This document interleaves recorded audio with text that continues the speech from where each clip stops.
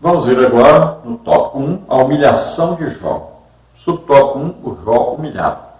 Os capítulos 38, 39 e 40 demonstram como Deus expôs a Jó sua onipotência na criação e sapiência em preservá-la. Ele mostrou que o patriarca era incapaz de não apenas compreender a dinâmica da criação, mas, sobretudo, fazer algo parecido com ela. Jó se convenceu de que seus próprios questionamentos eram injustos. Se ele não era capaz de fazer o que Deus fez, então por que direito criticava os caminhos divinos? Se apenas uma das criaturas de Deus era capaz de impor terror em Jó, como se comportaria ele diante do Criador dessas criaturas? Então vimos aí, no capítulo 38, 39, 40, que Deus vem, fala com Jó, faz perguntas, cerca aí de 70 perguntas a Jó. E se fosse aí no colégio, como diz aí o irmão Caraburu, ele teria então tirado nota 0, porque não conseguiu responder nenhuma das perguntas de Deus. E se Jó então não consegue nem dominar, por exemplo, o Behemoth ou o Leviatã, nenhum ser que Deus criou,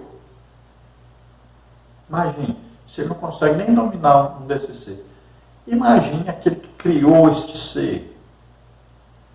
Se ele não consegue criar nada daquilo que Deus criou, manter tudo funcionando, imagine como é que ele queria ser aí igual a Deus, ou discutir com Deus, querer mandar Deus fazer uma coisa, querer direcionar Deus para alguma coisa, querer exigir alguma coisa de Deus. Então Deus mostrou a Jó que ele deveria se humilhar, que ele deveria se submeter a Deus. Por quê? Porque Deus está no controle de tudo, Ele sabe tudo, Ele vai tomar providência na hora certa, Ele vai vir em socorro na hora certa, Ele vai providenciar uma mudança na situação. Então veja só, temos que viver confiantes que Deus está sabendo de tudo, está vendo tudo e pode fazer tudo o que for necessário para mudar a nossa situação. Está nas mãos de Deus. Simples assim. Subtópico 2, reverência e submissão. Diante da assombrosa visão da criação de Deus, Jó agora exclama: bem sei eu que tudo podes. Jó 42, 2. Esse versículo demonstra sua atitude de reverência e submissão diante de Deus. Ele percebe que tudo o que aconteceu em sua vida tinha um desígnio divino e, portanto, era tolice discutir ou questionar com a sapiência divina. Quem é aquele, dizes tu, que sem conhecimento encobre o conselho? Por isso falei do que não entendia. Jó 42, 3, confere com 38, 2. Ao repetir a censura que Deus lhe fizera anteriormente, no capítulo 38, Jó demonstra não ver mais injustiça alguma nas ações de Deus.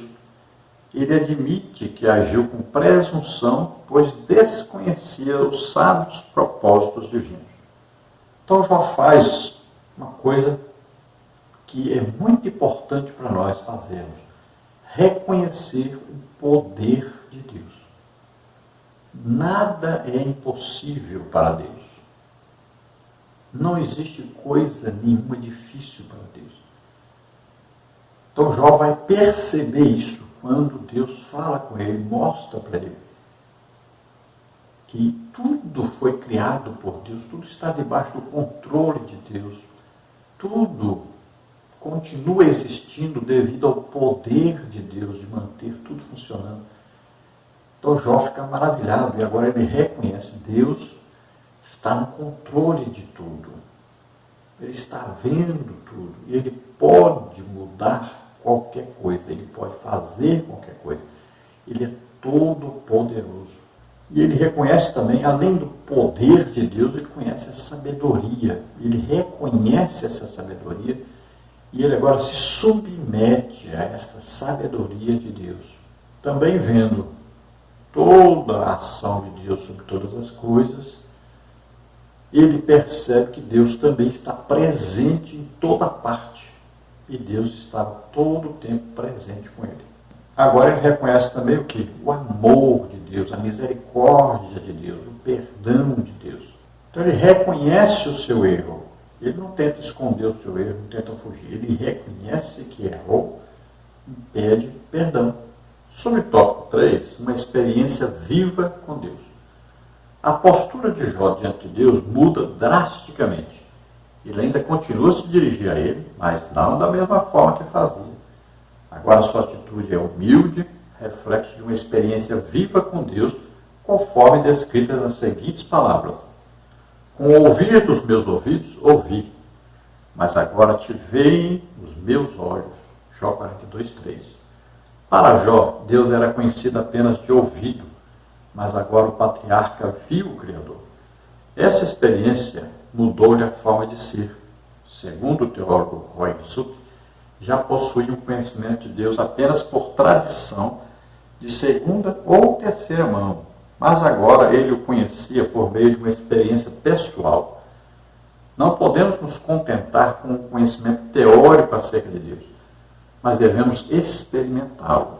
Quando temos experiências vivas com o Altíssimo, renunciamos aos nossos achismos, 42:3. Confessamos nossa miséria no pó e na cinza, 42:6. Rejeitamos o nosso orgulho e rebeldia.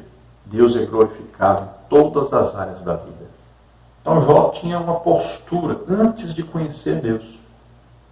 Ele havia conhecido Deus de ouvir falar. Então as gerações, aí a partir de Adão, foram transmitindo de uns para os outros tudo que sabiam sobre Deus. Foram passando. Depois vem o dilúvio, aí Noé e sua família, e Noé vai passar isso de geração em geração. Você pode ver aí que Abraão e também Jó, nós podemos colocar Jó aí, ainda alcançou o final da vida de Noé. Então ali havia uma transmissão oral. As pessoas falavam de Deus. Então falavam a respeito de Deus. E aí foi passando, de pai para filho, tudo aquilo sobre Deus. Então Jó conhecia, assim, a respeito de Deus, ouvindo falar a respeito de Deus. Mas nunca tinha tido aí um encontro real com Deus. E assim são as religiões. Pessoas são, muitas vezes, extremamente religiosos, foram ensinados a respeito de Deus, tem uma denominação que ele faz parte, então ele tem uma religião, mas ele não teve um real conhecimento de Deus. Ele não tem a presença de Deus morando em si. Então nós que nascemos de novo, somos diferentes. Nós nascemos de novo, morremos para aquele velho ser que não tinha conhecimento de Deus. Agora o Espírito Santo, Deus mesmo, mora em nós. Então agora nós podemos ler a palavra de Deus, entender a palavra de Deus, podemos conversar com Deus em oração e podemos também ouvir Deus falando conosco, pessoalmente. Devemos buscar isso. Então Jó teve uma visão, veio ali então um redemoinho, e daquele redemoinho veio uma voz. Então Jó vê e ouve. Então, ele tem uma visão maravilhosa e ele ouve Deus falar com ele. Então, aquele encontro que Paulo teve, Paulo viu e escutou. Então essa é uma transformação e é instantânea. A pessoa, quando tem esse encontro com Deus, ele muda radicalmente. É uma transformação radical mesmo. É instantânea. No tópico 2 nós temos a intercessão de Jó. Subtópico 1, a ira de Deus. Após ter se dirigido a Jó, o Senhor volta-se para ele e faz o temanita. A minha ira se acendeu contra ti e contra os teus 2 amigos, porque não dissestes de mim o que era reto, como meu servo Jó. Jó 42:7. Estas palavras dizem muito sobre o conteúdo teológico do livro de Jó. Demonstram que as exposições feitas pelos seus amigos não eram todas verdadeiras, pois partiam de premissas falsas. Eles não apenas acusaram o patriarca, mas associaram o seu sofrimento a algum pecado cometido por ele. Jó havia se humilhado, mas não do que lhe acusavam. Ele humilhou-se a respeito de suas falas precipitadas que revelavam orgulho e falta de bom senso. Em outras palavras, ele errou durante o seu sofrimento, mas não por causa de pecados cometidos antes do atual sofrimento. Então veja aqui que Deus, ele falou com Jó e agora ele vai falar com ele e faz. Mas veja bem, ao contrário do jeito que Deus falou com Jó, instruindo Jó, levando Jó a se arrepender, ter uma restauração, ele vem demonstrando ira contra Elifaz e os outros dois amigos, né? A Eubildade e o Zofar. Veja que Deus não cita o Eliú, porque Eliú falou bem, né, de Deus, mas Eliú não falou o que era correto a respeito de Jó. Então, Deus não se irou com Eliú. Além dele ser jovem, não ter tido ainda experiência, não ter tido tempo ainda, né, de aprender mais sobre Deus, ele, pelo menos, não falou a respeito de Deus alguma coisa que pudesse desviar Jó de Deus. Já os três amigos de Jó, que eram mais velhos, eles tinham uma doutrina, era uma tradição de sua época. Eles ensinavam que o justo vivia bem e que o ímpio vivia mal, era amaldiçoado por Deus. Então, para eles, Jó havia pecado, não se arrependia desse pecado e por isso merecia estar passando por tudo aquilo que ele estava passando. Então, este era o ensino deles. Era uma doutrina da teologia, da prosperidade, né? Que ensina aí que o crente não passa por dificuldade, por aflição, por tribulação, que se passar é porque está em pecado, está vivendo em pecado, não quer se arrepender desse pecado.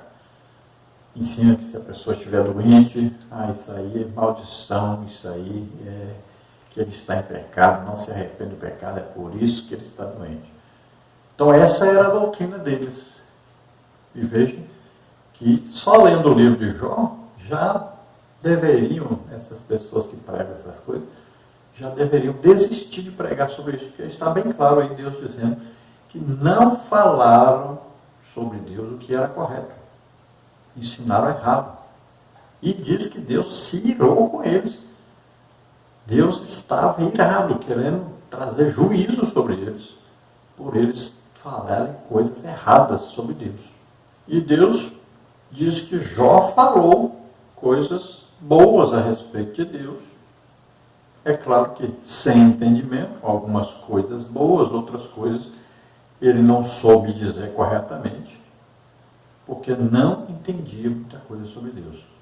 Mas Jó, Deus não ficou irado com ele, mas ficou irado contra aqueles que ensinavam uma falsa teologia.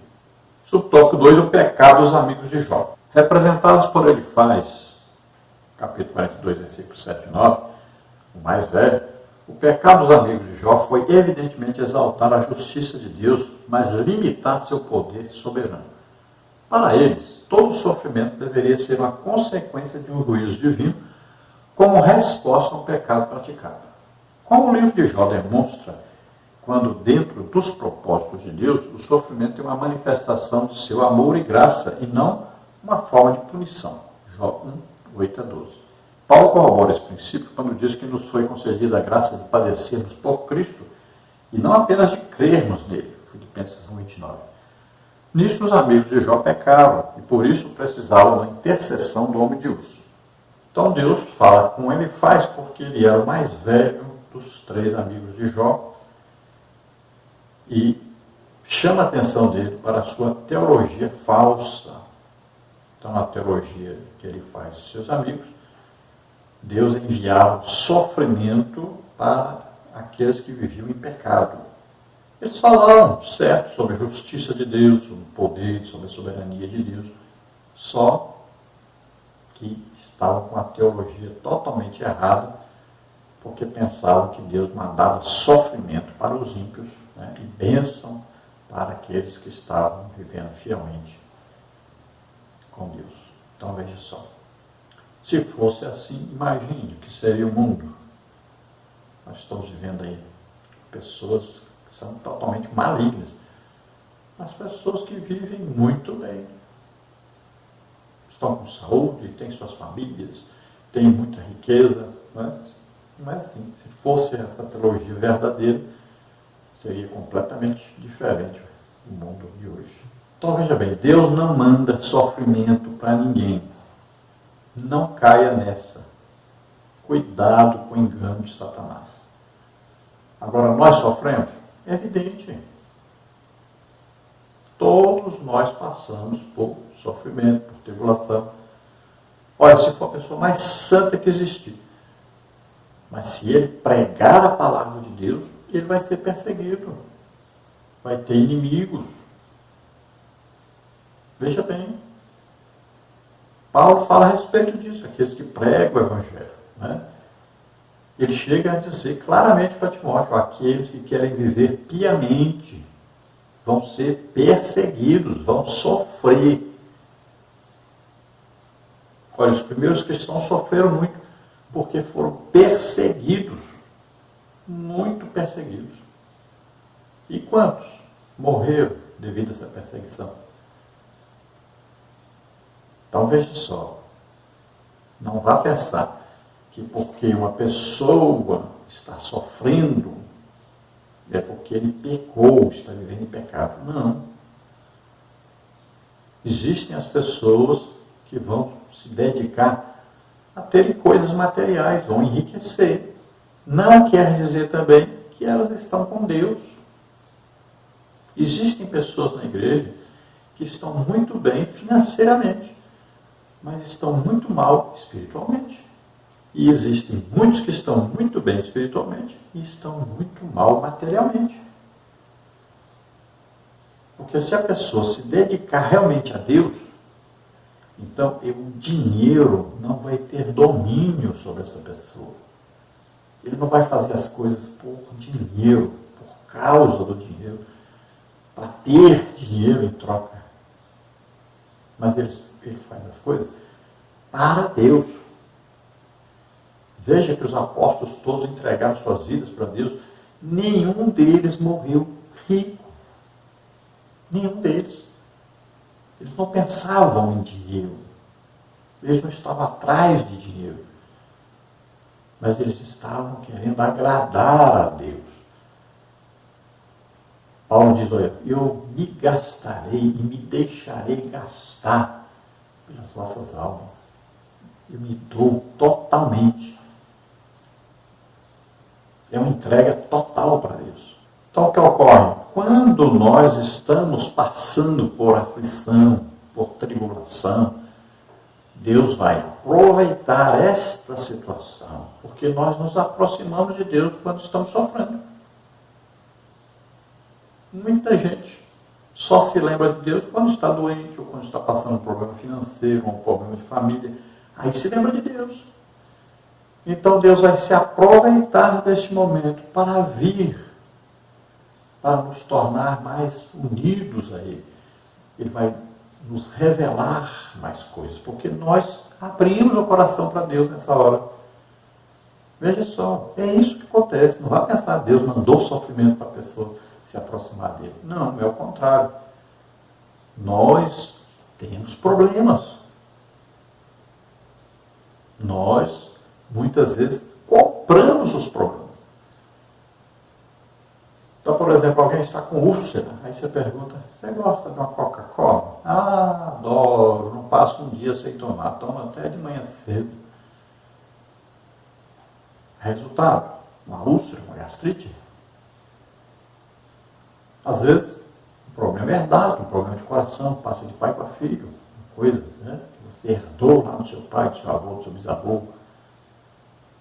Então, veja bem, nós, muitas vezes, é quem somos culpados de passarmos por problemas de saúde, problema financeiro. A pessoa gasta mais do que arrecada.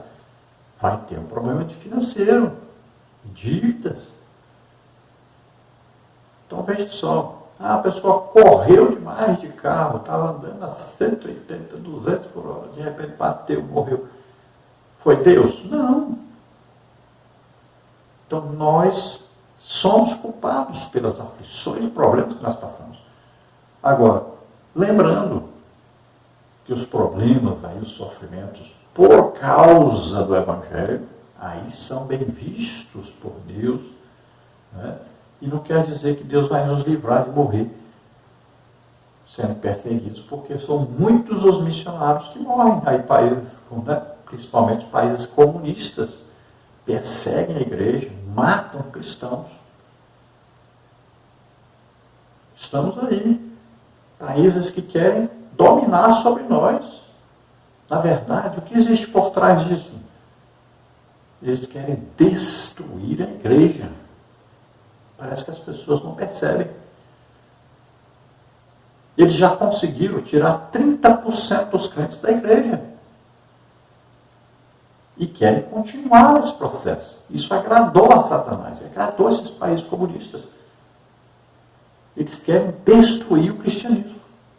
Então, os amigos de Jó, hein, pecaram, ensinaram coisa errada, e agora Deus se irou contra eles, e eles precisavam de um intercessor. E Jó agora vai ser esse sacerdote que vai interceder. Deus escolhe Jó e diz: meu servo Jó, eu vou aceitar agora a oração dele em favor de vocês, a intercessão dele. Imagine o que eles pensaram agora: eita, nós falamos só coisa errada, acusamos o Jó, e ele não vai querer ajudar, não vai querer orar por nós. Mas pelo contrário. Vamos então para o subtópico 3. A oração de Jó. Deus dirige-se aos amigos de Jó e aconselha-os a irem ao patriarca para que este interceda por eles. Jó 42, 7, 8. Esse episódio mostra que uma teologia errada, evidentemente, conduz para uma crença igualmente equivocada. Os amigos de Jó defenderam Deus de forma enérgica e sincera, mas errada. O sofrimento do patriarca não veio como uma punição, mas como provação. A fidelidade de Jó foi provada por Deus e ele foi aprovado pelo Criador, pois continuava íntegro e com seu caráter reto, conforme sua humilhação demonstrou. Agora esse homem, outrora acusado de pecador pelos seus amigos, o socorrerá por meio da oração. Então Deus fala com ele, faz, e diz para ele chamar os seus dois amigos e irem até Jó, pedirem para Jó orar por eles, interceder por eles e apresentar um sacrifício, né? Sacrifício de animais, que olha só, aí já era exigido, não havia ainda lei, mas sacrifícios de animais eram apresentados a Deus, porque vidas eram substituídas. Ao invés dos 3 amigos de Jó morrerem, eles apresentaram animais em lugar deles mesmos. Os animais é que morreriam.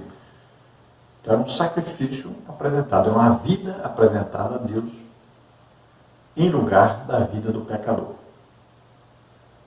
Isso que Jesus fez por nós. Nós tínhamos que morrer na cruz, nós merecemos, pecamos, mas Jesus veio e morreu em nosso lugar, nos substituiu. É um sacrifício vicário, ou seja, substituto. A teologia dos amigos de Jó era que havia punição, toda vez que a pessoa pecava, vinha então a punição de Deus sobre a pessoa. E isso era errado. Não é assim que acontece. A punição será no juízo final. Aqueles que viveram em pecado, aqueles que não quiseram, não se submeteram a Jesus Cristo, não aceitaram Jesus como único Salvador e Senhor, Então esses terão a recompensa pelo pecado no juízo final. Lá serão lançados no lago de fogo e enxofre. Aqueles que foram obedientes, que aceitaram o sacrifício de Jesus, veem Jesus levando sobre ele nossos pecados, né? Aceitam a graça de Deus, que é Jesus Cristo morrendo em nosso lugar. Então esses terão a recompensa. Quando? No arrebatamento da igreja. Então nós subiremos, estaremos para sempre com o Senhor. Glória a Deus. Veja, Deus não precisava confirmar que Jó era fiel. Ele já sabia que Jó era fiel. Já deu testemunho de Jó. Mas Deus estava numa luta ali contra Satanás.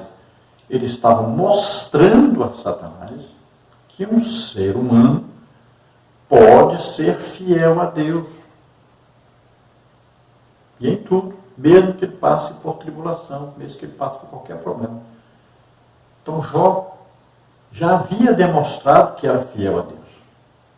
Agora, Deus vai mostrar a Satanás que existe possibilidade de um ser humano servir a Deus, ser fiel a Deus, ser íntegro, mesmo com toda a ação de Satanás na vida dele. Isso mostra para nós que nós, crentes, temos que vencer o pecado. A qualquer custo, mesmo que custe a nossa vida. Nós temos ainda, além de Jó, muito mais do que Jó teve. Nós temos o Espírito Santo para nos ajudar a vencer o pecado. Nós temos a obrigação, o dever de sermos até melhor do que Jó. E olha que Jó foi um roteiro, porque Deus deu testemunho de 3 homens, né? Noé, Daniel e Jó. Veja só. Apenas 3 homens que Deus disse que eram justos, foram justificados diante de Deus, pela sua justiça. Olha só. E nós fomos justificados pela fé em Jesus Cristo. Mas temos que viver uma vida santa, irrepreensível. Temos que lutar e vencer o pecado. E nós estamos vivendo uma época aí em que os nossos líderes vivem dando desculpa. Vivem em pecado. Como se o crente pudesse viver assim, de qualquer maneira. Pudesse viver em pecado. Não. Abandone o pecado. Você nasceu de novo, morreu para o pecado. Não existe mais semente do pecado. Tem que deixar de pecar. Tem que lutar e vencer o pecado.